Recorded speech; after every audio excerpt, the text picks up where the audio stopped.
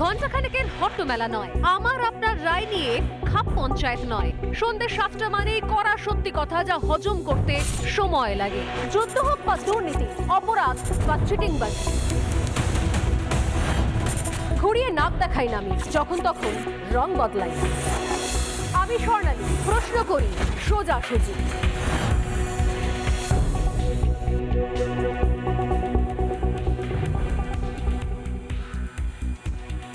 আজ 15 ডিসেম্বর, রাত পোহালেই 16 ডিসেম্বর বাংলাদেশের বিজয় দিবস, অর্থাৎ বাংলাদেশের স্বাধীনতা দিবস।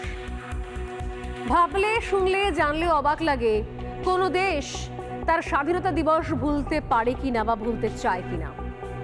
আমি জানি না সত্যি সত্যি আজকে এই শো যখন করছি তখন বাংলাদেশের অনেক মানুষ যারা দেখছেন, যারা এদেশের মানুষ যে দেখছেন, তারা কিভাবে বিষয়টা নিচ্ছেন। কারণ ভাবলে, শুনলে, দেখলে অবাক হতে হয়।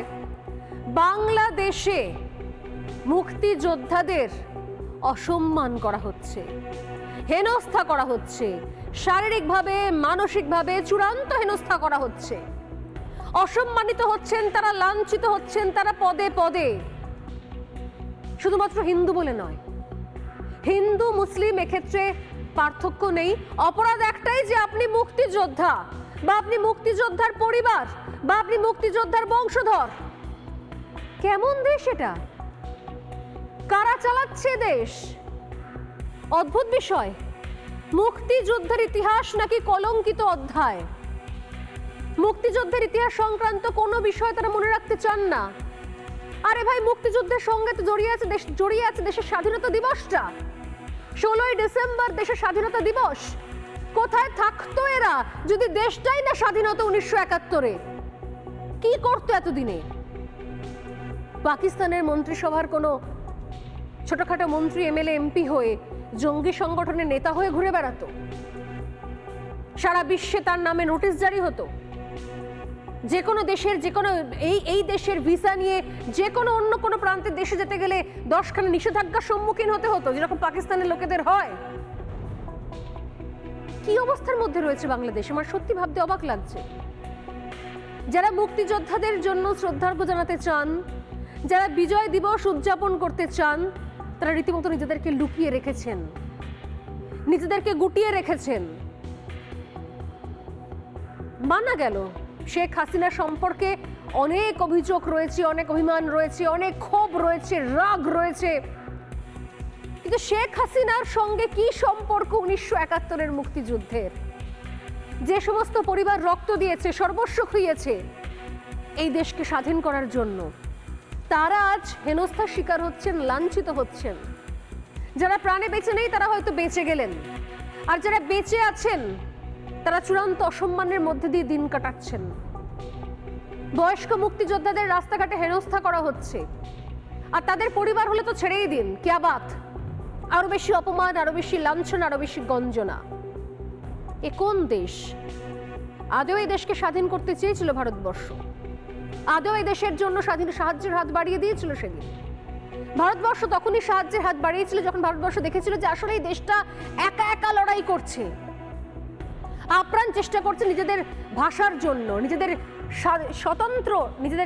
স্বাতন্ত্র্য বজায় রাখার জন্য। একটা দেশ, প্রতিবেশী দেশ, তারা লড়াই করছে। পাকিস্তানের নির্মম অত্যাচারের বিরুদ্ধে রুখে দাঁড়িয়েছে একটা দেশ তার মাতৃভাষার জন্য। সেই দৃশ্য দিনের পর দিন দেখার পরই না ভারত সিদ্ধান্ত নিয়েছিল পাশে থাকার। আমি জানি না যে আজকে ইন্দিরা গান্ধী বেঁচে থাকলে কিভাবে দেখতেন এই পুরো বিষয়টাকে।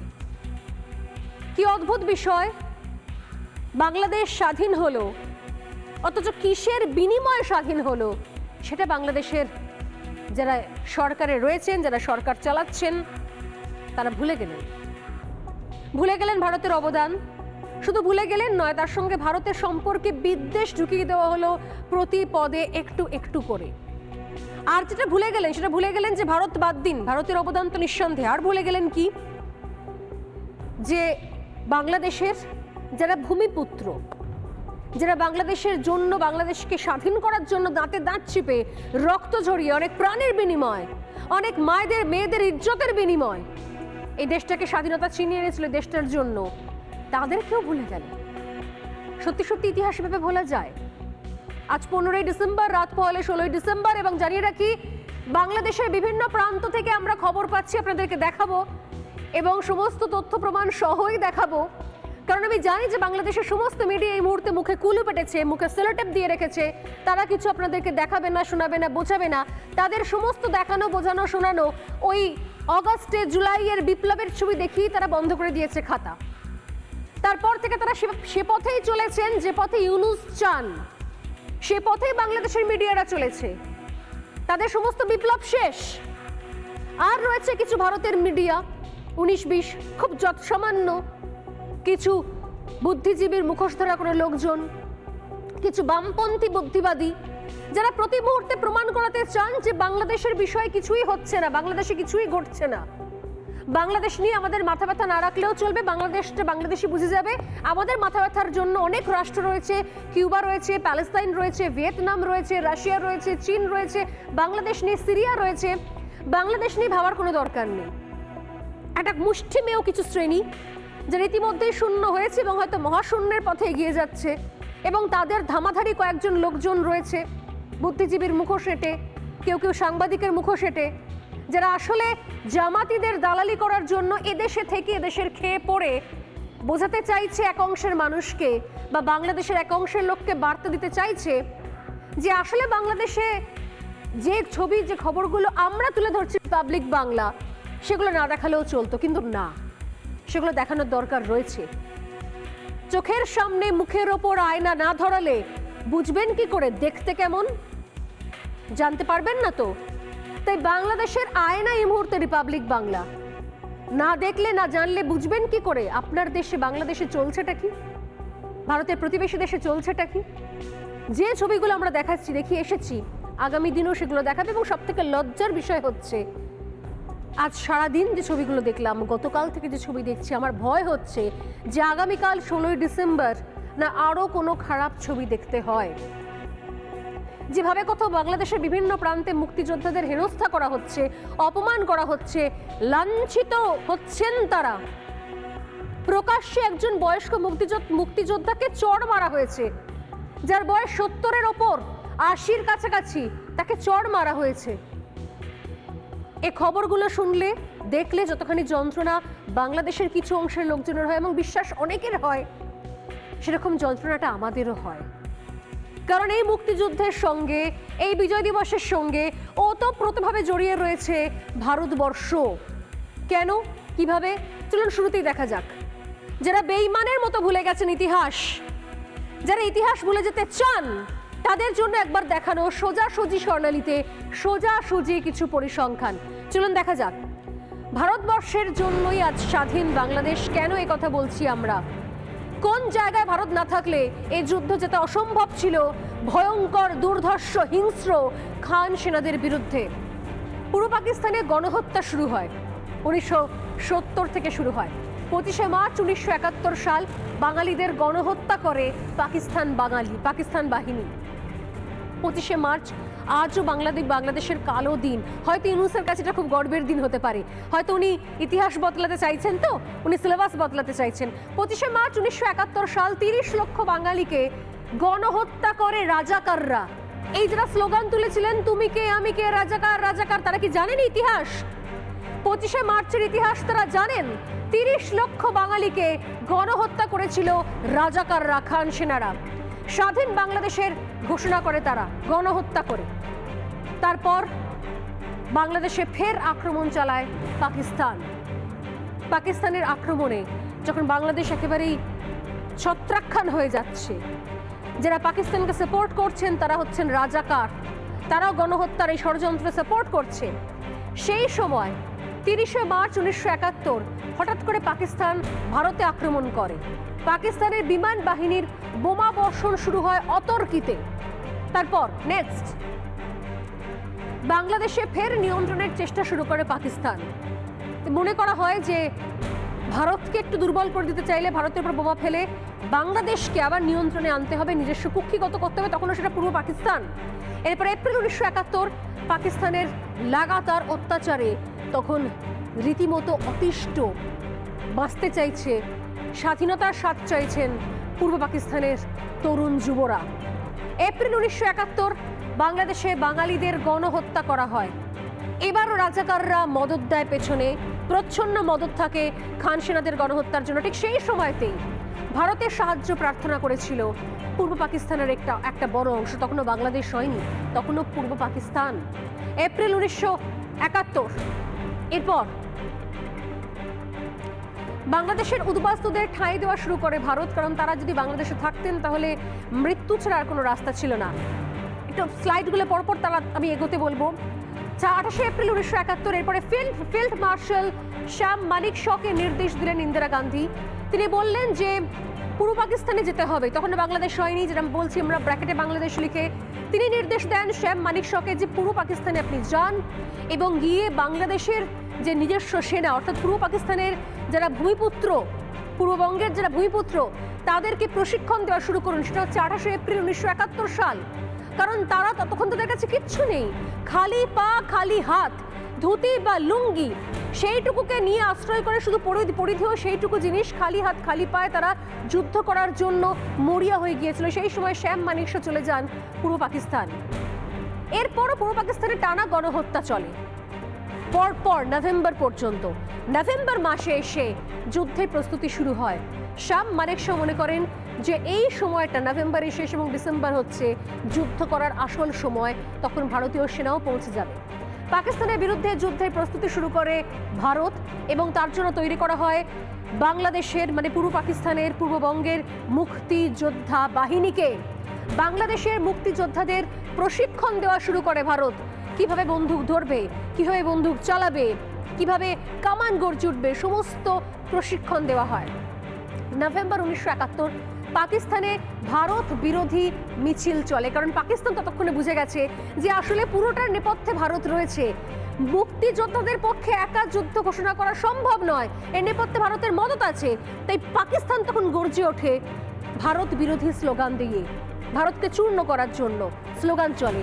ভারতের বিরুদ্ধে ষড়যন্ত্র তৈরি হয় যাতে ভারতকে জব্দ করা যায়, শায়েস্ত করা যায়, ভারতকে কোনোভাবে নিয়ন্ত্রণ করা যায়। কারণ ভারত যদি বাংলাদেশকে সাপোর্ট করে তাহলে কিন্তু বাংলাদেশ তৈরি হয়ে যাবে, স্বাধীন হয়ে যাবে। নভেম্বর 1971-এর কথা বলছি। এরপর 3রা ডিসেম্বর 1971 আচমকা ভারতে হামলা চালায় পাক বায়ুসেনা। আমি যে বললাম পাকিস্তান ততক্ষণে বুঝে গেছে যে এর পেছনে ভারত রয়েছে, না হলে মুক্তিযোদ্ধাদের এত সাহস হয় কি করে। তাই শুরু হলো বোমাবর্ষণ, শুরু হলো পাকিস্তানের অপারেশন চেঙ্গিস খাঁ। এই চেঙ্গিস খাঁ হচ্ছে ভারতের দর্প চূর্ণ করার একটা অপারেশন এবং লাগাতার সেখানে বোমাবর্ষণ করা হয় ভারতের বিভিন্ন প্রান্তে। টার্গেট করা হয় ভারতের ওয়েস্টার্ন ফ্রন্ট, অর্থাৎ পশ্চিম দিকটা, কারণ ততক্ষণে পুরো সেনা চলে এসেছে পূর্ব দিকে বাংলাদেশকে সাহায্য করার জন্য। সঙ্গে সঙ্গে বিন্দুমাত্র সময় না নিয়ে পাল্টা জবাব দেয় ভারতও, এবং পাল্টা জবাব দিয়ে ভারতের বায়ুসেনা পাল্টা হামলা চালায় এবং এই হামলার ফলে 4 যুদ্ধ বিমান পাকিস্তানের ধ্বংস হয়ে যায়। এটা 3রা ডিসেম্বর 1971 সাল। ভারত ততদিনে মনস্থির করে ফেলেছে, ইন্দিরা গান্ধী মনস্থির করে ফেলেছেন যেন কোনো প্রকারণে পূর্ব পাকিস্তানকে পাকিস্তানের থেকে স্বাধীনতা দিতেই হবে, বাংলাদেশকে বাঁচাতেই হবে। ধ্বংস হয়ে যায় পাকিস্তানের 4 যুদ্ধ বিমান, এটা বললাম আমি। এরপর এগিয়ে যাই, গুড়িয়ে দেওয়া হয় পাক বিমান ঘাঁটি। নেক্সট, মধ্যরাতে যুদ্ধ ঘোষণা করেন ইন্দিরা গান্ধী। সেই দিন 3রা ডিসেম্বর 1971 সাল ইন্দিরা গান্ধী দেখলেন যে আর অপেক্ষা করার কোনো জায়গা নেই, কারণ ভারত যত অপেক্ষা করবে তত পাকিস্তান ভারতকেও টার্গেট করবে এবং মুক্তিযোদ্ধাদের প্রাণ সংশয় হয়ে যাবে। ভারত যদি বাংলাদেশে প্রবেশ করতে না পারে মুক্তিযোদ্ধারা একা যুদ্ধ জিততে পারবে না। 3রা ডিসেম্বরের মধ্যরাতে যুদ্ধ ঘোষণার পর এরপর 4ঠা ডিসেম্বর পাকিস্তানকে আরও কড়া জবাব ভারতের। একের পর এক পাকিস্তানের যুদ্ধ বিমানে আক্রমণ চালালো ভারত। অপারেশন শুরু হলো অপারেশন ট্রাইডেন্ট। এই অপারেশন ট্রাইডেন্ট ছিল ভারতে শুধুমাত্র মুক্তিযোদ্ধাদের সমর্থন করার জন্য, পূর্ব পাকিস্তানকে স্বাধীনতা দেওয়ার জন্য, পূর্ববঙ্গকে স্বাধীন করার জন্য। এরপর 4ঠা ডিসেম্বরই পাকিস্তানের নৌসেনাকে আক্রমণ করে ভারত। পাকিস্তানের নৌসেনাকে আক্রমণ করে ভারত এই 4ঠা ডিসেম্বর। বাংলাদেশের দিকে পালানোর চেষ্টা করে পাক সেনারা, ক্রমশ তারা ঢাকার দিকে এগিয়ে আসে। ভারতের জবাবে অন্যদিকে ধ্বংস হয় পাকিস্তানের সাবমেরিনও 4ঠা ডিসেম্বর। এরপর পাকিস্তানের নৌসেনাকেও গুঁড়িয়ে দেয় ভারত। ক্রমশ যুদ্ধ এগিয়ে চলে এবং মোটামুটি নিশ্চিত হয়ে যাওয়া যায় 5ই নভেম্বর আস্তে আস্তে যে এই যুদ্ধের ক্ষেত্রে কিন্তু ভারত পুরোপুরি পক্ষ নিয়েছে বাংলাদেশের, কারণ বাংলাদেশকে স্বাধীন করতেই হবে। পাকিস্তান নৌসেনাকে গুড়িয়ে দেয় ভারত। নেক্সট ফ্লাইট চালাবার জন্য বলবো আমার টিমকে। 4 ডিসেম্বরের পর 5ই ডিসেম্বর যে সময়তে 5ই ডিসেম্বর যে সময় পরপর একটা করে পাকিস্তানকে কোণঠাসা করা শুরু হয়, 6 ডিসেম্বর থেকে শুরু হলো পূর্ণ মাত্রায় যুদ্ধ। মুক্তিযোদ্ধাকে সঙ্গে নিয়ে ভারতের একের পর এক সেনাবাহিনী সেখানে প্রবেশ করতে থাকে। পাকিস্তান ক্রমশ পাক সেনারা তারা বুঝতে পারেন যে এই যুদ্ধ কোনোভাবেই আর জেতা সম্ভব নয়। তারপরও 15 ডিসেম্বর বাঙালিদের হত্যা করার চেষ্টা করে রাজাকাররা। আজকের দিনে কয়েক লাখ বাঙালিকে ষড়যন্ত্র করে পাকিস্তানকে সাহায্য করার জন্য নিজেদের মুক্তিযোদ্ধাদেরকে মারার চেষ্টা করে রাজাকাররা, কিন্তু সম্ভব হয় না। পাকিস্তানকে রোখার পরিকল্পনা নেয় ভারত। এমন করে ঘিরে ধরা হয়, চক্রব্যূহ বানানো হয়। সেই চক্রব্যূহর মধ্যে পড়ে পাকিস্তানি সেনারা ক্রমশ চলে আসে ঢাকার দিকে। গোটা ঢাকা ঘিরে ফেলে সঙ্গে সঙ্গে ভারতীয় সেনা। এবং তারপর 15 ডিসেম্বর মধ্যরাতে, 16 ডিসেম্বরের কথা বলছি, ইনফ্যাক্ট 15 ডিসেম্বর মধ্যরাতে তারা বুঝে যান যে আত্মসমর্পণ করতে হবে। 16 ডিসেম্বর 1971 সাল অফিসিয়ালি বাধ্য হয়ে ভারতীয় সেনার কাছে আত্মসমর্পণ করে পাকিস্তানের খান সেনারা। ভারতীয় সেনার কাছে রীতিমতো সই করে তারা বলেন তারা আত্মসমর্পণ করছেন এবং তারা বাংলাদেশ ছেড়ে, অর্থাৎ পূর্ব পাকিস্তান ছেড়ে, পূর্ববঙ্গ ছেড়ে চিরকালের জন্য চলে যাচ্ছেন। এবং তারপরেই ইন্দিরা গান্ধী ঘোষণা করেন যে স্বাধীন হয়েছে বাংলাদেশ, কিন্তু এই বাংলাদেশ স্বাধীন হওয়ার পর কোনো দেশের সঙ্গে থাকবে না। তারা একা থাকবে, তারা একা লড়বে, তারা একা বাঁচবে, একা নিজের মতো করে এগিয়ে চলবে, উন্নয়ন করবে, ফুলে ফেপে উঠবে। জন্ম হলো স্বাধীন রাষ্ট্র বাংলাদেশের। ভুলে যাওয়ার মতো ইতিহাস। স্বাধীন রাষ্ট্র বাংলাদেশকে আজ পর্যন্ত কোনো দেশ অধিকার করতে পারেনি। তারপর থেকে অনেক দেশ থেকে সাহায্য এসছে, ভারত বরাবর বন্ধু হিসেবে পাশে থেকে গেছে, কিন্তু এটা চেয়ে থেকে গেছে যে বাংলাদেশ যেন নিজে মাথা উঁচু করে স্বাধীন রাষ্ট্র হিসেবে মানচিত্রে থাকতে পারে, টিকে থাকতে পারে, কোনো দেশের কাছে মাথা নত করতে যেন না হয়। অথচ আজ ভাবতেও অবাক লাগে, সেই দেশটা প্রত্যেক মুহূর্তে পাকিস্তানের সঙ্গে জুড়তে চাইছে, আবারও ফিরতে চাইছে পূর্ব পাকিস্তান হিসেবে। কলঙ্কের অধ্যায়। আমি বলছিলাম যে কিভাবে পাকিস্তানের সঙ্গে এরা জোড়ার কথা বলতে পারে ইউনূস, আমার ধারণা নেই। কারণ যে পরিসংখ্যান বলছে, যে তথ্য বলছে, সে তথ্য পরিসংখ্যানগুলো ভয়ঙ্কর। ভারতের সাহায্য নিয়ে যে দেশটা স্বাধীন হলো, সেই দেশে এই নতুন তৃতীয়বারের জন্য বিপ্লব টিপ্লব করে তাণ্ডব চালিয়ে যারা উপদেষ্টা মণ্ডলীতে অবৈধ সরকারে বসে রয়েছে, তারা প্রত্যেক মুহূর্তে ভারতের প্রতি বিদ্বেষ ছড়িয়ে দিচ্ছে। এবং ভারতের বিদ্বেষের বক্তব্যগুলো এমন করে ফেসবুক, সোশ্যাল মিডিয়াতে তারা ভাইরাল করছে যেন মনে হচ্ছে বাংলাদেশের 100% লোকই ভারতের প্রতি বিদ্বেষ মনোভাব পোষণ করে। সত্যি কি তাই? জানি না আমরা। কারণ নির্দিষ্ট কিছু অংশের মানুষ তারা কট্টরপন্থী, তারা উগ্র মৌলবাদী, এবং তারা চায়, এখনো পর্যন্ত চায় ওই রাজাকারদের মতো, যে রাজাকাররা মুক্তিযোদ্ধাদের পিছনে ছোড়া মেরেছিল, যে রাজাকাররা খান সেনাদের সাহায্য করেছিল যখন খান সেনারা বাড়ি বাড়ি থেকে মেয়েদের মান সম্মান ইজ্জত নিয়ে খেলা করেছিল, একের পর এক গণধর্ষণ চালিয়েছিল, 95% মহিলা গর্ভবতী হয়েছিলেন খান সেনাদের জন্য। সেই রাজাকার তারা এখনো পর্যন্ত সেই ভারত বিদ্বেষের বিষ গুলে যাচ্ছে, মিলিয়ে যাচ্ছে বাংলাদেশের মধ্যে। আমি একটা ছোট্ট এক্সাম্পল দেব। বলছিলাম যে প্রমাণ ছাড়া কথা বলি না। তারেক রহমান যুগ্ম সচিব হচ্ছে গণ অধিকার পরিষদ। নিঃসন্দেহে ইউনূসপন্থী, নিঃসন্দেহে তৃতীয়বার যে স্বাধীন হচ্ছে বাংলাদেশ তার মধ্যে সামনে উঠে এসেছে। মাঝে মধ্যে বক্তব্য টক্তব্য রাখেন, কি যে বলেন, কি করেন, এতটাই আহাম্মক, এতটাই অশিক্ষিত, অর্ধশিক্ষিত।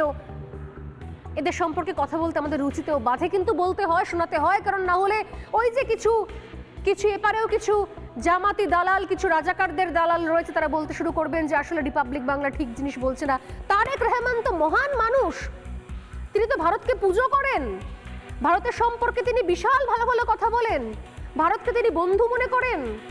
এ সমস্ত উল্টোপাল্টা বলতে শুরু করার আগেই আমি বরং শুনিয়ে দিই গণ অধিকার পরিষদের যুগ্ম সচিব তারেক রহমানের দুটো বক্তব্য। শুনে দেখুন কি বলবেন। বেঈমান, নেমখারাম, নাকি ইচ্ছে করে ষড়যন্ত্র করে কথাগুলো বলছে, কোনটা? শুনুন। মাঝে মাঝে বলি না 26 লাখ ভারতীয়, এগুলো কোথায়? একটা একটা করে ইন্ডিয়ানকে ধরে লাথি মেরে ইন্ডিয়ার সীমান্তে ঢুকাই দিয়ে আসতে হবে। গতদিন স্বরাষ্ট্র দপ্তর থেকে বলা হয়েছে 10 লাখ বিদেশি বাংলাদেশে অবৈধভাবে কাজ করে। এটা কি আমেরিকানরা অবৈধভাবে কাজ করে? রাশিয়ানরা কাজ করে? কারা কাজ করে? ভারতীয়রা কাজ করে। দেখেন, 10 লাখ ভারতীয় বাংলাদেশে অবৈধভাবে কাজ করে, এর অর্থ কি? অবৈধভাবে কাজ করলে কি হয়?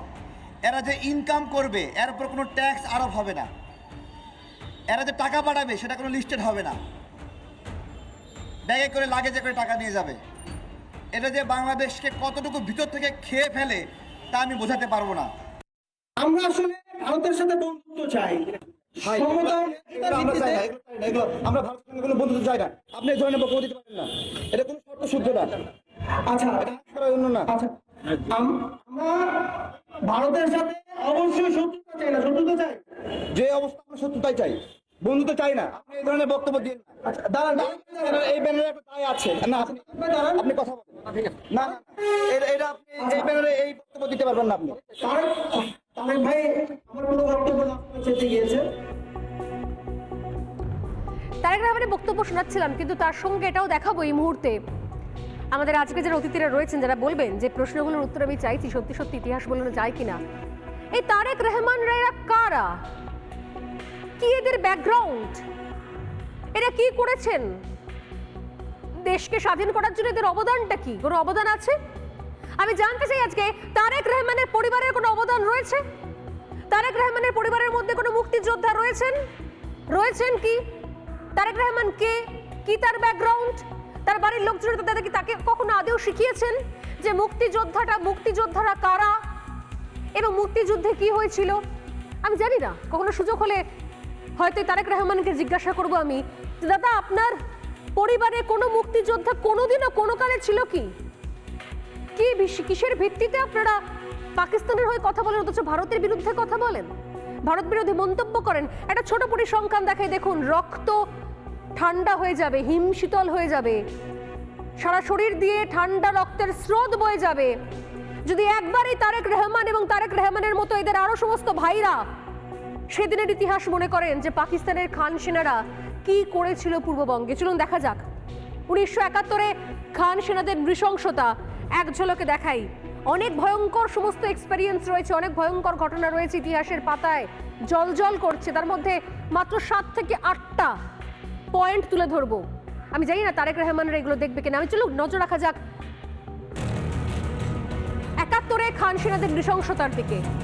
71-এ খান সেনারা কি করেছিল? প্রায় 4 লক্ষ নারী এবং শিশু, নাবালিকা পর্যন্ত তাদেরকে ধর্ষণ করা হয়েছিল গায়ের জোরে। 4 লক্ষ, এখনো পর্যন্ত কম বেশি যে সংখ্যা পাওয়া যায়। 2 লক্ষ নারীকে গণধর্ষণ করা হয়। তারা এরপর অনেক ক্ষেত্রে গণধর্ষণের পরে তারা মারা গিয়েছে বা তারা আবারও ফিরে এসছে, অনেক সময় তারা হারিয়ে গেছে। গণধর্ষণের ফলে 95% মহিলা গর্ভবতী হয়ে পড়েন, কারণ সেই সময়তে নির্দেশ ছিল পাকিস্তানের খান সেনাবাহিনীর কাছে, যত বেশি সংখ্যায় পারো পূর্ববঙ্গের মহিলাদের ধর্ষণ করো, তাদেরকে গর্ভবতী করো, যাতে তাদের পরবর্তী প্রজন্ম থেকে যায় বাংলাদেশে, তারা না থাকলেও তাদের প্রজন্ম থেকে যায়। একসময় যে ত্রাণ শিবিরগুলো তৈরি হয়েছিল না বাংলাদেশের যুদ্ধ পরবর্তী, সে সমস্ত ত্রাণ শিবিরের কাজ ছিল শুধুমাত্র গর্ভপাত করানো। ভাবতে পারেন, আমার কথা নয়, বিভিন্ন আর্টিকেল রয়েছে দেশ থেকে, ভারত থেকে, আরও বিদেশ থেকেও, যেগুলো যারা ইউরোপ থেকেও যে সমস্ত স্বেচ্ছাসেবীরা যারা ত্রাণ শিবিরে কাজ করেছেন তারা বলেছেন শুধু গর্ভপাত করানো হতো এই ত্রাণ শিবিরগুলোতে। ফেনাঘাট এবং হাতিয়ার চরম নৃশংসতার কথা আজও ইতিহাসের পাতায় চোখে ভাসে। কীরকম নৃশংসতা? পরিবারের মধ্যে প্রকাশ্যে বাড়ির মেয়েদের, স্ত্রীদের, মায়েদের গণধর্ষণ করা হয়েছে। কাদের সামনে? পুরুষদের সামনে। বাড়ির বাবা, কাকা, পুরুষদের সামনে প্রকাশ্যে স্ত্রীদের গণধর্ষণ করা হয়েছে। ভয়ঙ্কর সমস্ত ঘটনা একটার পর একটা সামনে আসছে। আর কি নৃশংসতা সামনে এসছে চলুন দেখা যাক।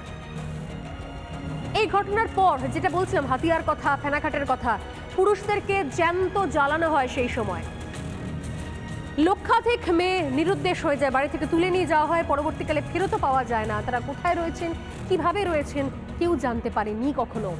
গণধর্ষণের পরে যাদেরকে তুলে নিয়ে যাওয়া হয়েছিল তাদেরকে দিয়ে গণিকা বৃত্তি করানো হয়, খান সেনাদের জন্য রীতিমতো হারেম বানিয়ে সেখানে সে সমস্ত বাঙালি মেয়েদের রাখা হয়েছিল যাতে আরও দিনের পর দিন তাদেরকে গণধর্ষণ করা যায়। 40,000 নারী যুদ্ধকালীন শিশুর জন্ম দেয়, যাকে ইতিহাসে যুদ্ধ শিশু বলে জেনেছি আমরা। বাংলাদেশে প্রায় 40,000 নারী যুদ্ধকালীন শিশুর জন্ম দেয়। সত্যি কি ভুলে গেছে বাংলাদেশের এই তারেক রহমান এবং তাদের মতো আরও অনেকে? কি করে তারা সব কিছু ভুলে, ইতিহাস ভুলে এই মুহূর্তে মুক্তিযোদ্ধাদের অপমান করছে আমার জানা নেই। কিভাবে করছে তারা? এরা কারা?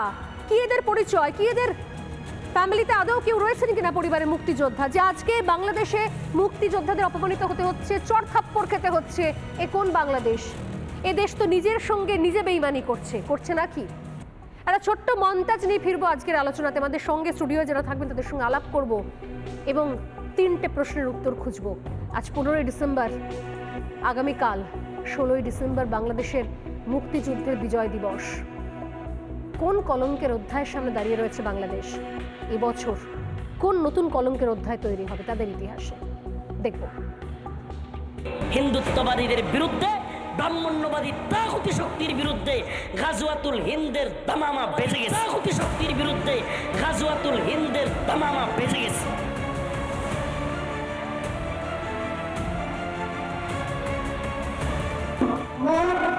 ভারতের সাথে অবশ্যই শত্রুতা চাই না, শত্রুতা চাই, যে অবস্থা শত্রুতা চাই।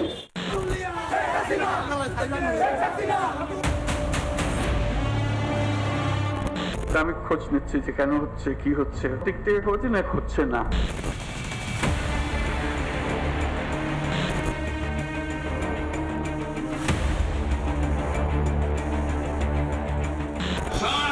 মানুষকে দাবা রাখতে পারবো না। আমরা যখন মরতে শিখেছি তখন কেউ আমাদের তোমাতে পারবে না, তখন কেউ আমাদের তোমাতে পারবে না।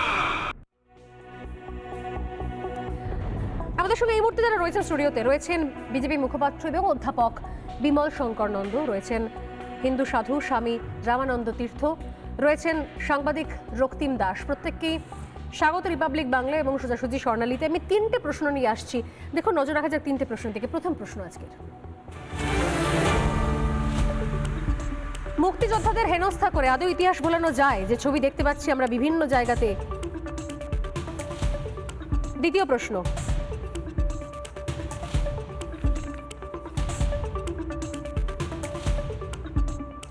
বিজয় দিবস নিয়ে লজ্জিত ইউনূসের বাংলাদেশ?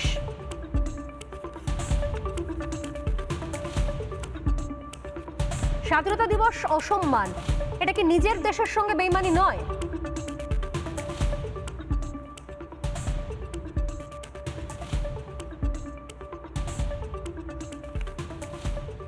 আমি শুরুতেই আসি, বিমল শঙ্কর নন্দ এখানে রয়েছেন এবং রক্তিম দাস রয়েছেন সাংবাদিক। শুধু সাংবাদিক নন, তার আলাদা পরিচয় রয়েছে। আমি কথা বলবো সেই সমস্ত বিষয় নিয়ে আজকে, যে দেশের জন্য এত কিছু হারানো, এত কিছু ক্ষয়ক্ষতি এবং পরবর্তীকালে যে দেশকে স্বাধীন করার জন্য এত রক্তক্ষয়, এত যুদ্ধ, এত সম্মানহানি, এত মায়েদের মেয়েদের ইজ্জত নষ্ট।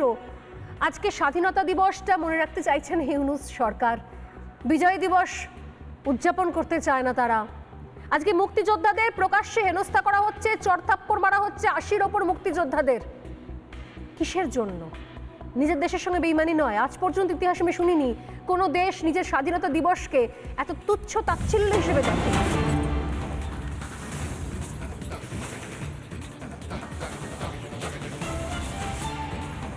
বিমল শঙ্কর নন্দের কাছে আসার আগে যে খবর এই মুহূর্তে আমাদের কাছে এসছে বিমলদা, 2 মুক্তিযোদ্ধাকে হেনস্থা কট্টরপন্থীদের আরও একবার এই খবর আসছে। যখন শ্রদ্ধা জানাতে যাচ্ছেন তারা শহীদ বেদিতে, সেই সময় তাদেরকে হেনস্থা করা হয়। ঠিক কিভাবে হেনস্থা করা হয়েছে আমি জানার চেষ্টা করব। গায়ে হাত দেওয়া হয় তাদের, এবং যেরকম আমি বললাম যে শুধু মারধর নয়, প্রকাশ্যে দাঁড় করিয়ে থাপ্পড় মারা হয়। এই সাহস তারা পায় কোত্থেকে? নিজের দেশকে অপমান করা, নিজের দেশের শহীদদের অপমান করা, মুক্তিযোদ্ধাদের অপমান করা, এরা কারা বিমলদা? একটা কথা বলি, গতকাল আর একটা দিন হয়তো নিঃশব্দে পেরিয়ে গেল, 14ই ডিসেম্বর। এর আগে বাংলাদেশের মানুষজন এটাকে পালন করত শহীদ বুদ্ধিজীবী দিবস। যখন পাকিস্তানি আর্মি বুঝতে পারে পরাজয় নিশ্চিত, তখন 14ই ডিসেম্বর প্রায় 1111 জনের নাম পাওয়া গেছে, আরও অনেকের নাম পাওয়া যায়নি, খুঁজে পাওয়া যায়নি অনেককে। এই ডেড বডিগুলো পাওয়া গিয়েছিল ঢাকার কাছে একটা মানে এলাকায়, হ্যাঁ সে মিরপুরে মানে পুকুরে এই সমস্ত একটা পরিত্যক্ত এলাকায় প্রায় 1000-এর ওপর ডেড বডি পাওয়া যায়। তারা কারা ছিল জানো? তারা ছিল সেই সময়ে বাংলাদেশের মানে বাঙালি বুদ্ধিজীবী যারা, কেউ কলেজ বিশ্ববিদ্যালয়ের অধ্যাপক, কেউ ডাক্তার, কেউ ইঞ্জিনিয়ার, কেউ মানে কি বলবো শিল্পপতি, তাদের ধরে নিয়ে গিয়ে পিচমোড়া করে বেঁধে হত্যা করা হয়। নোটেবল কয়েকজনের নাম: আবুল ফজল জিয়াউর রহমান, তারপর ABM নুরুল আমিন, ধীরেন্দ্রনাথ দত্ত, এরকম অনেকে যারা সেই সময় অত্যন্ত নামকরা মানুষ ছিলেন এবং স্বাধীনতার জন্য লড়াই করেছিলেন, সেই মানুষগুলোকে। এখন যারা এটা করেছিল তারা একদিকে ছিল এই রাও ফরমান আলী, তার একটা ডায়েরি সেই সময় পাওয়া গিয়েছিল পরবর্তীকালে, ডায়েরিতে অনেকগুলো নাম ছিল, প্লাস আল বদর, আল শামস, মুক্তি কমিটি, শান্তি কমিটি, রাজাকার, এই সমস্ত ফোর্সগুলো মিলে কাণ্ডটি করেছিল। আজকে বাংলাদেশ এই রাজাকারটাই হচ্ছে এখন দেশ চালানোর দায়িত্বে নাকি? আমি জানি না, এই যারা করছে, আমি খারাপ যাদের কথা করে বলতে পারি না, শিক্ষকতা করি তো, তাও বলি এদের সঙ্গে তাদের কোন জেনেটিক মিলটা আছে। যারা মুক্তিযোদ্ধাদের আজকে মারছে, এদের সঙ্গে ওই খুনি যারা বাংলাদেশে 30 লক্ষ মানুষকে হত্যা করেছিল, যারা লক্ষ লক্ষ মহিলাকে নির্মমভাবে ধর্ষণ করেছিল এবং সেখানে মানে এমনভাবে ধর্ষণ করেছিল অনেককে, তার মানে গর্ভস্থ সন্তানটাকে নষ্ট করতে দেয়নি, সেই সন্তানকে জন্ম দিতে বাধ্য করেছিল, একটা প্রজন্মকে নষ্ট করে দেওয়ার জন্যে ওই পাক আর্মি এবং তাদের এই স্থানীয় কোলাবোরেটররা। আমি জানি না এখন যারা অত্যাচার করছে কোন জেনেটিক মিলটা ওদের সঙ্গে রয়েছে, বেশি আমি কিচ্ছু মিলতে বলবো না, কারণ আমি শিক্ষকতা করি, ওদের মতো অশিক্ষিত মূর্খ আমি হতে পারি না। বাংলাদেশের লোকেরা তুলছে, কাদের বংশধরেরা? এখন এইটাই কিন্তু প্রশ্ন করছে, যারা নিজের দেশ, নিজের মাটি, দেশমাতৃকা, নিজেদের মা বোনেদের ইজ্জতের বিনিময়ে, অনেক খুন, অনেক রক্তের বিনিময়ে এই দেশের স্বাধীনতা যারা পেয়েছে, তারা মুক্তিযোদ্ধাদের প্রকাশ্যে থাপ্পড় মারছে। আমি 70-80 বছরের মুক্তিযোদ্ধাদের একটা লাইনে শেষ করে, আমি ইতিমধ্যে কিছু লেখা পেলাম বাংলাদেশে সেই সময়ে আর্মি অফিসারদের, তারা কেউ কেউ এই ঘটনাগুলো দেখে তারা লেখালেখি করেছে। তারা বলতো যে ওদের কাছে এই পূর্ববঙ্গের লোকগুলো ছিল কালো, অপদার্থ, অপগণ্ড, এরা মুসলিমই নয়, এদের হত্যা করার জন্য এরা এখানে এসছে, এইভাবেই পাকিস্তানি আর্মি এসেছিল। আজকে যারা তাদের গুণগান গায় এবং যারা মুক্তিযোদ্ধাদের চড়থাপ্পড় মারে, তাহলে ধরে নিতে হবে যে ওদের সঙ্গে এদের কোথাও একটা জেনেটিক মিল থেকে গেছে, জেনেটিক মিল। আসলে কথা বলি, আসলে এরা মনে করছে যে এদের এইভাবেই ব্রেন ওয়াশটা করা হয়েছে, যে মুক্তিযুদ্ধ মানে ভারতের লড়াইতে ভারতের 2000-3000 জওয়ানের জীবনের বিনিময়ে পাওয়া একটা স্বাধীনতা। ভারত মানে ওদের কাছে হিন্দুদের দেশ, হিন্দুরা কোনো কিছু ওদের দিয়েছে ওরা মানবে না এবং ওরা ইসলামিক কান্ট্রি হবে, ওরা পাকিস্তানের সঙ্গে থাকবে, তাতে পাকিস্তান ওদের দেশে 3 লক্ষ মা বোনেদের ধর্ষণ করুক, লক্ষ লক্ষ অবৈধ শিশু জন্ম দিতে বাধ্য করা হোক মহিলাদের, তাতে এদের কিচ্ছু যায় আসে না।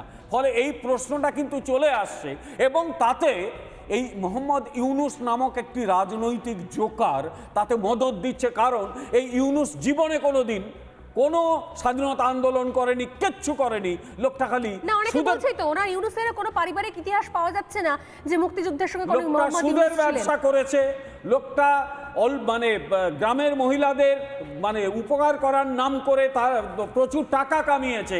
আমেরিকার ভাবি প্রেসিডেন্ট ডোনাল্ড ট্রাম্প তো একে সুদখোর বলে রাখে, বলে ওই বাংলাদেশের সেই সুদখোরটা, এইভাবে বলে। ফলে এই গোটাটাই চলে গেছে ইউনুস নাম টাইপের লোকগুলোর হাতে, যারা জীবনে কোনোদিন মুক্তিযুদ্ধ করেনি, যারা মুক্তিযুদ্ধের ভাবনাটাকে মুছিয়ে দিতে চায়। লক্ষ্য একটাই, অন্ধ ভারত বিরোধিতা, অন্ধ, আরো বেশি টু বি মোর স্পেসিফিক, অন্ধ হিন্দু বিরোধিতা। এটা আমি জানি না বাংলাদেশের যারা উদারপন্থী মুসলিম তারাও একদিন এদের হাতে ভিকটিম হবে, যেরকম হচ্ছে আজকে গোটা বাংলাদেশটা প্রায় এরা ধ্বংসের মুখে নিয়ে যাবে যদি সত্যি কিছু। এই জায়গা থেকে আসি রক্তিমদা, এর আগে শেখ হাসিনা বিদ্বেষ মানা গেল, কারণ রয়েছে অনেক দুর্নীতির অভিযোগ রয়েছে, নির্বাচন সঠিকভাবে হয়নি, দুর্নীতির অভিযোগ রয়েছে, শেখ হাসিনার বিদ্বেষ, তবু মানা গেল। মুজিবের প্রতি বিদ্বেষ, বঙ্গবন্ধুর প্রতি বিদ্বেষ, শেখ হাসিনা শুধুমাত্র বাবা বলে। অনেকেই লিখছিলেন সেই সময় যারা এগুলোকে সাপোর্ট করেছেন, আমি সোশ্যাল মিডিয়ায় দেখছিলাম যে ওনার অপরাধ ওনার মেয়ে শেখ হাসিনা, বুঝু ঠেলা। আচ্ছা, মুক্তিযুদ্ধ সেই মুজিবুর রহমানের প্রতি বিদ্বেষ বলে জয় বাংলা স্লোগানে বিদ্বেষ, যেটা নজরুলের লেখা থেকে নেওয়া। রবীন্দ্রনাথের বিদ্বেষ, আমার সোনার বাংলা আমি তোমায় ভালোবাসি, জাতীয় সঙ্গীতে বিদ্বেষ, বাংলা ভাষায় বিদ্বেষ, আজ নিজেদের স্বাধীনতা দিবসে বিদ্বেষ। এরা কারা? এরা হচ্ছে এখন বাংলাদেশ একটা অদ্ভুত উটের পিঠে চলছে, আর এরা হচ্ছে তারাই ৭১-এর সেই প্রেতাত্মা, তারা ফিরে এসছে। আপনি বঙ্গবন্ধু শেখ মুজিবুর রহমানের কথা বললেন, আমি তাকেও ছড়িয়ে রাখছি। আমি একজনের নাম করতে চাই, আজকের দিনে তাকে স্মরণ করতে চাই, বুদ্ধিজীবী শহীদুল্লাহ কায়সার। এই শহীদুল্লাহ কায়সারকে তুলে নিয়ে গিয়ে হত্যা করা হয়েছিল, এবং মুক্তিযুদ্ধের পরে তার ভাই জহির রায়হান, যাকে সেই সময় বলা হতো সত্যজিৎ রায়ের মতো, তিনি একজন গুণী পরিচালক ছিলেন, তাকেও খুঁজে পাওয়া যায়নি। বলা হয় যে খান সেনারা তাকেও মেরে ফেলেছিল। এই শহীদুল্লাহ কায়সারের যিনি মেয়ে, তিনি একজন অভিনেত্রী শমী কায়সার, তিনি এখন জেলে। একজন মুক্তিযোদ্ধার মেয়ে জেলে, কারণ তিনি জয় বাংলা বলেন। এটাই হচ্ছে ট্র্যাজেডি। এবার আসুন যুদ্ধের কথা। মুক্তিযুদ্ধে ৩০ লক্ষ মানুষ শহীদ হয়েছিলেন। এই ৩০ লক্ষ মানুষের মধ্যে ২৫ লক্ষ ছিল হিন্দু। আজকে যদি পরিসংখ্যান বার করা হয় যে যত মানুষ শরণার্থী হয়ে ভারতে এসছিলেন, তাদের মধ্যে বেশিরভাগই ছিলেন কিন্তু হিন্দু। এটা কিন্তু সত্যি। আর ওখানে থেকে যাওয়া মানুষ এখানে চলে গেছেন, আবার ফিরে গেছেন, দেশে ফিরে গেছেন, এটাও ঘটনা। তাহলে ৪৭ সাল থেকে ৭১ সাল কিংবা ২০২৪, জমি দিল হিন্দু, সম্পদ দিল হিন্দু, স্বাধীনতার জন্য প্রাণ দিল হিন্দু, মা বোনদের ন্যায় সম্মান দিল হিন্দু, সমস্ত কিছু দিয়ে হিন্দুরা আজকে ঘাড় ধাক্কা পাচ্ছে। তাই হিন্দুরা যদি পেট্রাপোল সীমান্তে দাঁড়িয়ে বিকল্প কিছু আওয়াজ তোলে, সেটা কিন্তু এবার হয়তো শোনার সময় এসেছে। আমি জানি না যে মানে সেই সময় বলছেন রক্তিমদা এসেছেন কিনা, কিন্তু এখনো পর্যন্ত যে ধরনের ঘটনা ঘটেছে, আমি বলছিলাম যে ইতিহাস ভুলে যাওয়ার কথা। আমি এখানে আরেকটা কথা বলি, ইতিহাস যারা ভুলে যায় তারা নতুন দেশ গড়তে পারে। মানে হিন্দুরা তো গর্জন করবে, হিন্দুরা আরো কিছু করবে, সেটা বাদও দিলাম না। হিন্দু বিদ্বেষ, হিন্দু থাকবে না দেশে, নিজেরা থাকতে পারবে দেশে। আমি মনে করি, বলে দিই যে বাংলা ভাষার জন্য নাকি বাংলাদেশ সৃষ্টি হয়েছিল। প্রথম ধীরেন্দ্রনাথ দত্ত, তিনি সেই সময় কংগ্রেসের সাংসদ ছিলেন, তিনি করাচিতে গিয়ে তখনকার লোকসভায় দাঁড়িয়ে, ওদের যে পার্লামেন্ট, সেখানে দাঁড়িয়ে বলেছিলেন যে বাংলা হবে পাকিস্তানের রাষ্ট্রভাষা। এবং সেই সময় থেকে কিন্তু বাংলা ভাষার আন্দোলনটা শুরু হয়েছিল, কারণ পাকিস্তানিরা উর্দু জোর করে চাপিয়ে দিচ্ছিল। এবং এই ধীরেন্দ্রনাথ দত্তকে কিন্তু ৭১ সালে বাড়ির থেকে তুলে নিয়ে গিয়ে তার এবং তার ছেলেকে নিয়ে গিয়ে খান সেনারা খুন করেছিল এই 14 ডিসেম্বর, এই 14 ডিসেম্বরের পরে। এবং এই খান সেনারা খুন করেছিল। তো সেই ধীরেন্দ্রনাথ দত্তের কথাও কিন্তু আজকে কেউ স্মরণ করছেন না। এটাই হচ্ছে দুর্ভাগ্য। আর আজকে যাদেরকে আমরা দেখতে পাচ্ছি, যারা জয় বাংলা স্লোগানে আপত্তি করছেন, আমি একটা ছবি দেখলাম আজকে ফেসবুকে, একজন পাঠিয়েছেন, খুব সুন্দর ছবি। ধানমন্ডিতে বঙ্গবন্ধুর বাড়িটা পুরো পুড়ে গেছিল, সেখানে সে একটা বড় গাছ ছিল, সেই গাছটাও পুড়ে গেছিল। আজকে সেই গাছ থেকে নতুন পাতা বেরিয়েছে। কালকে রাত্রিবেলা কে বা কারা জীবনের ঝুঁকি নিয়ে ঢাকা বিশ্ববিদ্যালয়ের চত্বর সহ ঢাকার বিভিন্ন জায়গায় লাল অক্ষরে আবারও জয় বাংলা লিখে দিয়েছে। জয় বাংলা বাঙালির মুখ থেকে সরিয়ে নেওয়া যাবে না। আমি যেটা ছবি দেখাবো যে কিভাবে রাতের অন্ধকারে কয়েকজন তারা জয় বাংলা স্লোগান দিচ্ছেন, হয়তো আওয়ামী লীগের সমর্থক, কিন্তু ঘটনা হচ্ছে যে এই জয় বাংলা স্লোগানের সঙ্গে শুধুমাত্র তো নির্দিষ্ট রাজনৈতিক দল জড়িয়ে আছে এমন তো নয়। সেই সময় তো সবাই মিলে এক হয়ে গিয়েছিল। এখানে আমাদের সঙ্গে রয়েছেন স্বামী রামানন্দ তীর্থ। আপনি বারবার বাংলাদেশ গেছেন, দেখেছেন কি ভয়ঙ্কর অবস্থা, হিন্দু বিদ্বেষ কি চরমে। আমার বক্তব্য, হিন্দু বিদ্বেষ চোখে পড়েছে কি আপনার, যে দেশটা আসলে নিজের স্বাধীনতার প্রতি বিদ্বেষ দেখাচ্ছে, নিজের ইতিহাসের প্রতি বিদ্বেষ দেখাচ্ছে, এটা চোখে পড়েছে কখনো? দেখুন, বাংলাদেশ হচ্ছে সাংস্কৃতিকভাবে এখন অবধি 70% হিন্দুয়ানি বজায় রাখা একটি দেশ। এটা আমাদের ভুললে চলবে না। এবং ব্যাপার হচ্ছে, এই যে ইউনূস সরকার এসেছে, এই যে ক্ষমতার হস্তান্তর হয়েছে, এটা হচ্ছে বাংলাদেশের তো দুটো গোষ্ঠী ছিল যখন 70 সালের কথা আমরা বলছি বা 52 থেকে দেখেছি, একটা হচ্ছে পাকিস্তানপন্থী, একটা হচ্ছে বাংলাদেশের যে নিজস্ব স্বকীয়তা, অর্থাৎ যে হিন্দুয়ানি যে সংস্কৃতি এই পন্থী, মানে যাদের ধর্মটা হয়তো ইসলামিক হতে পারে কিন্তু তারা মূলত যে সভ্যতা, প্রগতিশীল সাংস্কৃতিক বাংলা কৃষ্টির একটি দেশ সেইটা চেয়েছিল এবং সেটার জন্য এটার উপর ভিত্তি করেই তারা বাংলাদেশের দাবি করেছিল। কারণ বাংলা ভাষার জন্য যদি আন্দোলন হয়ে থাকে, বাংলা ভাষাটা তো সংস্কৃত একটি থেকে বেরিয়ে আসা একটি ডটার কনসেপ্ট। এখন ব্যাপার হলো এই পাকিস্তানপন্থীরা সেই যুগে মানুষকে ম্যানুপুলেট করে একটা বৃহদংশে হত্যাকাণ্ড চালিয়েছে, ধর্ষণ করেছে, খুন করেছে, রাজধানী করেছে এবং এই দেখুন হিন্দু দেশ ভারত থেকেই 17,000 সৈন্যর জীবনের বিনিময়ে সেই ওখানকার বৃহদংশের মানুষদের স্বপ্ন সার্থক করে তাদের ভাষাগত, কৃষ্টিগত, সংস্কৃতিগত সত্তাকে রক্ষা করে তাদেরকে একটি নতুন দেশ উপহার দেওয়া হয়েছে। এখন বিষয় হচ্ছে দেখুন, এই রাজাকারপন্থীরা, পাকিস্তানপন্থীরা পুনরায় যখন তারা নিজেদের মধ্যে পাওয়ার অ্যাকুমুলেট করেছে, স্বাভাবিকভাবেই তারা আবার সেই পুরনো যে তাদের কৃষ্টিশীল সাংস্কৃতিক ভাবধারা বা চিন্তা শক্তি ছিল, পাকিস্তানপন্থী বা বর্বর ইসলামিক যে পন্থা রয়েছে, অর্থাৎ যে মৌলবাদী ইসলামিক পন্থা, যেখানে আপনারা মানে দেখতে পাচ্ছেন আফগানিস্তানের তালিবানি শাসন কীরকম হতে পারে, তাদের মধ্যে কোনো রকম প্রগতির কিছু নেই, মানে বলতে পারেন এটা বিষ্ঠাপূর্ণ ঝুড়ি। দেখবেন অনেক একটি এই মুহূর্তে বাংলাদেশের অবস্থাটা কি জানেন তো, একটি বিস্তীর্ণ বিষ্ঠাময় একটা ভূমির মতো। সেইখানে দুটো জায়গা হতে পারে, এক জায়গা হচ্ছে বিষ্ঠাপূর্ণ ভূমি ছেড়ে লোকে পলায়ন করতে পারে, আরেকটা জায়গা কাজ হতে পারে সেটা হচ্ছে এবার আমাদেরকে হাতে ঝাঁটা এবং সাফাই করার জিনিসপত্র নিয়ে পরিষ্কার করা। আমি জানি না বিমল যে আগামীকাল আমরা কি ছবি দেখবো। আজকে থেকে লাস্ট দুদিন ধরে ধরনের একাধিক ঘটনা শুনছি, দেখছি, মুক্তিযোদ্ধারা অপমানিত হচ্ছেন, হেনস্থার শিকার হচ্ছেন। মানে জিন্নার ছবি, যেখানে জিন্নার জন্মদিন যেখানে পালন করা হচ্ছে, জিন্নার চ্যাপ্টার নতুন করে পাঠ্যপুস্তকে সংযোজিত করা হচ্ছে, আগামীকাল কি আরো ভয়ঙ্কর কিছু অভিজ্ঞতা হতে চলেছে আমাদের? উল্টোটা হচ্ছে যে বাংলাদেশের কোন টিভি চ্যানেলে বিজয় দিবস পালন হচ্ছে না, অথচ কলকাতায় বসে রিপাবলিক বাংলা বিজয় দিবস পালন করছে। এটা হচ্ছে এদের লক্ষ্য একটাই, সেটা হচ্ছে এরা মুক্তিযুদ্ধের সমস্ত চেতনাকে ভুলিয়ে দিতে চায়।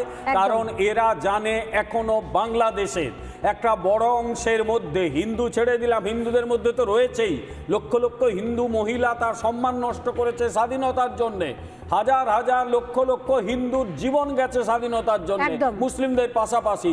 মুসলিমদের মধ্যেও একটা অংশের, তাদের অনেকেই এই তোমাদের টেলিভিশন চ্যানেলে বাংলাদেশ থেকে আসেন, অনেককে আমি চিনি, তাদের মধ্যে এখনো মুক্তিযুদ্ধের চেতনা আছে।